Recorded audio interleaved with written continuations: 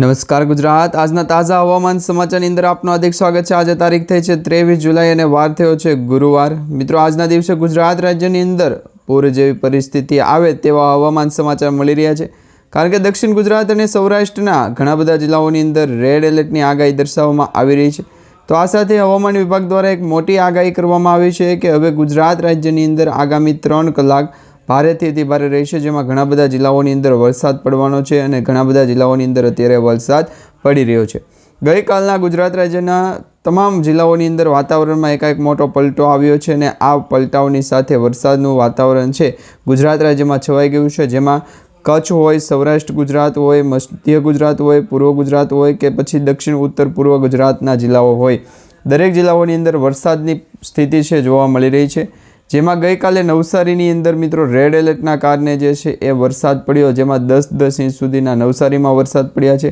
તો આ સાથે આજે વહેલી સવારથી જ જે સુરત લાગુના વિસ્તારની અંદર નવસારી, ડાંગ તેમજ વલસાડ, દમણ અને દાદરાનગર હવેલી તેમજ અત્યારે ગુજરાત રાજ્યના સૌરાષ્ટ્ર ઝોનની અંદર તો વરસાદનું પ્રમાણ જોવા મળી રહ્યું છે, પરંતુ સૌથી વધારે વરસાદની આગાહી કચ્છ લાગુના વિસ્તારોથી લઈ ઉત્તર ગુજરાત, મધ્ય ગુજરાત, પૂર્વ ગુજરાત અને દક્ષિણ ગુજરાતના જિલ્લાઓની અંદર જોવા મળી રહી છે। આ સાથે મિત્રો અંબાલાલ પટેલે પણ એક મોટી આગાહી કરી છે। અંબાલાલ પટેલનું કહેવું છે કે હવે ગુજરાત રાજ્યની અંદર 23 તારીખથી લઈ સતત 30 તારીખ સુધી વાતાવરણમાં આ રીતનો પલટો રહેશે અને વાતાવરણીય પલટાની અસરના કારણે ઘણા બધા જિલ્લાઓની અંદર વરસાદનું પ્રમાણ પણ વધારે પડતું જોવા મળવાનું છે।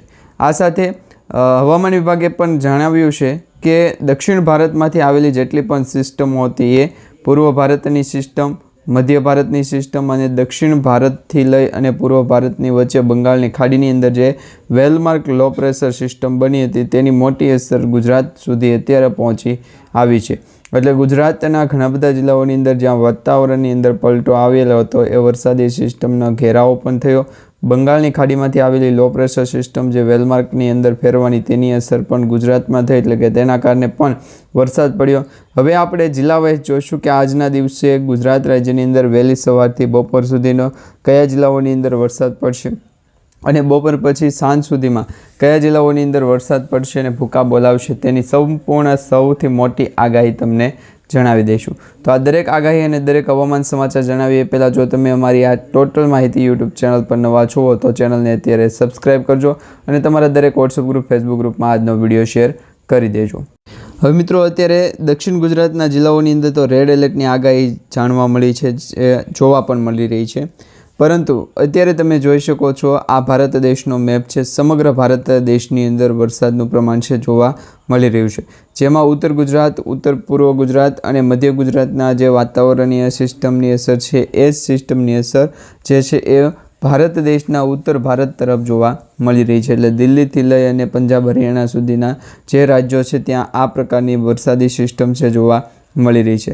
દક્ષિણ ભારતથી આવેલી જે વાતાવરણીય અસર છે એના કારણે દક્ષિણ ભારતના જિલ્લાઓ અને રાજ્યો વરસાદને કારણે જે છે એ અછત જોવા મળી રહી છે। ત્યાં વાતાવરણની અંદર પલટો જોવા મળે, પરંતુ વાદળછાયું વાતાવરણ ન હોવાના કારણે વરસાદી સિસ્ટમ પણ ત્યાં જોવા ઓછી મળે છે। એટલે દક્ષિણ ભારતની અંદર તો વરસાદની સિસ્ટમ અત્યારે જે છે એ સાવ નહિવત જેવી જોવા મળે તેવું પણ કહી શકીએ, કારણ કે ત્યાં અત્યારે વાતાવરણ છે એ સાવ ધીમું પડ્યું છે। અત્યારના જે વાતાવરણ ગુજરાત સુધી જે છે એ અત્યારના ઝડપ કરી રહ્યું છે। વરસાદની સ્થિતિ, બંગાળની ખાડી અને લોકેશનની હવામાન વિભાગની જાણકારી આ પ્રકારે માહિતી આપનાર લોકોને હોય તો વ્યવસ્થિત કામ કરે કે ન કરે, તો એ દરેક લોકો કામ કરે તો હવામાન વિભાગ દ્વારા જાણકારી માહિતી આપવામાં આવી છે કે વરસાદી એક્ટિવિટી જો કાર્યક્રમ કરે તો વાતાવરણની અંદર કોઈ પણ અટકળો છે ઊભી રહે નહીં। વરસાદી સિસ્ટમની અંદર જો પ્રકારની માહિતી આપતા હોય, ગુજરાતના દરિયાકાંઠાના જિલ્લાઓની અંદર વ્યવસ્થિત માહિતી આપતા હોય તો લોકેશન આપવાની જે વધારે માહિતી આપવાની જે ફોર્માલિટી છે એ પૂર્ણ થાય, પરંતુ એનાથી વિશેષ ગુજરાત રાજ્યની અંદર કોઈ પણ પ્રકારની માહિતી જે છે એ વધારે વિશિષ્ટ અપડેટ નહીં થાય। એના માટે મિત્રો અત્યારે જે દર્શાવવામાં આવેલો મેપ છે એ મેપ તમારે ધ્યાન રાખવો પડશે, જેમાં ગુજરાત રાજ્ય સાથે પંચમહાલ, હરિયાણા, હૈદરાબાદ લાગુના વિસ્તારથી પંજાબ લોકેશન વિસ્તારની અંદર હવામાન વિભાગની જાણકારી છે એમને તો વેસ્ટર્ન ડિસ્ટર્બન્સની અલગ લોકેશન અપ આવેલા જે છે એ વરસાદી સિસ્ટમને કટ અને કંટ્રોલ કરે તો જ પ્રકારની આ માહિતી છે એ દર્શાવવામાં આવે. હવે દક્ષિણ ગુજરાતની અંદર આ જો તો તમે મિત્રો આ અરબ સાગરના દરિયામાંથી આવેલા પવનો એટલે કે અરબી સમુદ્રના જે દરિયાઈ પવનો છે પાકિસ્તાન સુધી ફેલાયેલા, તો તેના કારણે વાતાવરણની અંદર ફેરફાર જોવા મળે. હવે અત્યારે વરસાદી એક્ટિવિટી ગુજરાતના દરિયાકાંઠાના લોકેશન સાથે કરું. વરસાદી એક્ટિવિટી પણ તેની વધે ગુજરાતના દરિયાકાંઠાના લોકેશનના કારણે. જો લોકેશન અત્યારે ઊભા થતાની સાથે ચડી ગયું હોત તો વાતાવરણની કંઈક અલગ હોય. અને બંગાળની ખાડીની અત્યારે જે છે એ હવામાન વિભાગની અંદર માહિતી રાખવા માટે નથી આપી, એને ગજવામાં રાખો, કારણ કે વાતાવરણની અંદર એકાએક પલટો આવે છે અને વરસાદી એક્ટિવિટી પણ ધ્યાનમાં રાખવી નથી. તો આ લોકેશનને ધ્યાનમાં રાખી વરસાદનું પ્રમાણ જે છે એ વધારે પડતું એક્ટિવ થયું. ગુજરાત રાજ્ય ઉપર તેની મોટી અસર થઈ અને વાતાવરણની અંદર સાયક્લોનિક સર્ક્યુલેશનની સ્થિતિ છે સર્જાવા લાગી. એટલે અપર સાયક્લોનિક સર્ક્યુલેશનની અસર તો ગુજરાત સુધી પહોંચે છે, પરંતુ વાતાવરણની અંદર જો ફેરફાર હોય અને વરસાદનું પ્રમાણ જો ઘટતું હોય તો ગુજરાત રાજ્ય ઉપર અત્યારે જે 2 થી 3 સિસ્ટમ છે એમાંથી એક પણ સિસ્ટમ અત્યારે કામની નહીં. હા મિત્રો, અત્યારે લોકેશન વાઇઝ જોવા જઈએ તો દક્ષિણ ગુજરાત, મધ્ય ગુજરાત અને સૌરાષ્ટ્ર પૂર્વ ગુજરાતના ઝોનની અંદર રેડ એલર્ટ દર્શાવવામાં આવી રહ્યું છે, એટલે કે ત્યાં અતિ ભારે ભયંકર પવન સાથે વરસાદની આગાહી દર્શાવવામાં આવી છે. બાકી બીજા અન્ય જે રાજ્યોની અંદર જિલ્લાઓ છે એ જિલ્લાઓની અંદર તો નોર્મલી એલર્ટ છે, એટલે ઓરેન્જ એલર્ટ અથવા તો યલો એલર્ટની આગાહી છે. તો એ પ્રકારનો વરસાદ છે એનું રાઉન્ડ જોવા મળી શકે. હવે અત્યારે રેડ એલર્ટની બટન દર્શાવવામાં આવી રહ્યું છે, એટલે રેડ એલર્ટની માહિતી જે છે આપણી પાસે સૌ પ્રથમ છે. બંગાળની ખાડીની અંદર લોકેશન વાઇઝ ચેન્જ કરવામાં આવે. વાતાવરણની અંદર KYC કમ્પ્લીટ છે, પરંતુ વેસ્ટર્ન ડિસ્ટર્બન્સની આગળ ગુજરાત દરિયાકાંઠાના જિલ્લાઓની અંદર વેસ્ટર્ન ડિસ્ટર્બન્સની આગળ ગુજરાત સૌ પ્રથમ માહિતી આપનાર લોકો પાસેથી કોઈ લોકો ઇનકાર ન કરતા વરસાદી એક્ટિવિટી સામે હાલીને આપતા વરસાદનું પ્રમાણ જે છે એ લગભગ 2019-20થી વધારે પડ્યું છે.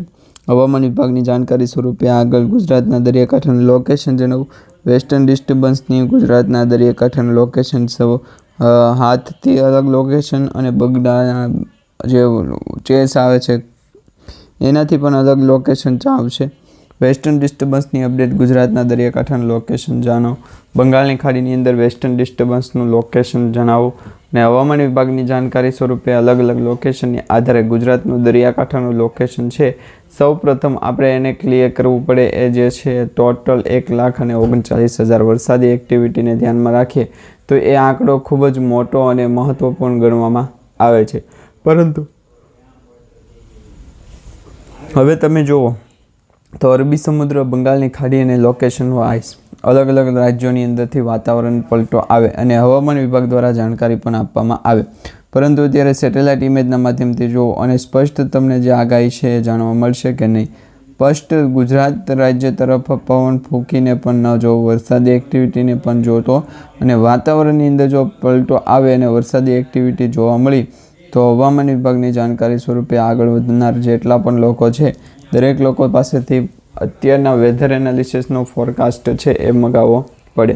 તો લોકેશન વાઇઝ લોસ તો થઈ ગયો છે, બાકી અત્યારે ગુજરાત દરિયાકાંઠાના જિલ્લાઓની અંદર વધારે અસર જોવા માટે તો એની પણ વધારે અસર છે લિમિટેડ હોય છે. વાતાવરણની અંદર ફેરફાર થાય તો રિયાઝ અને રકમ બંને વ્હાઇટ હાઉસ ફોલ્ડ થઈ જાય. લોકેશન વાઇઝ ચેન્જ કરવામાં આવે તો તેની પણ મોટી અસરો ગુજરાત સુધી પહોંચતાની સાથે બને છે. હવે મિત્રો, અત્યારે વરસાદનું પ્રમાણ ગુજરાત રાજ્યની અંદર તો સૌથી વધારે જોવા મળી રહ્યું છે, કારણ કે આ મેપ તમે જુઓ તો મેપની અંદર જ માહિતી આપવામાં આવી છે ગુજરાત રાજ્ય ઉપર સૌથી ઓછું તળિયું લાગેલું હોય.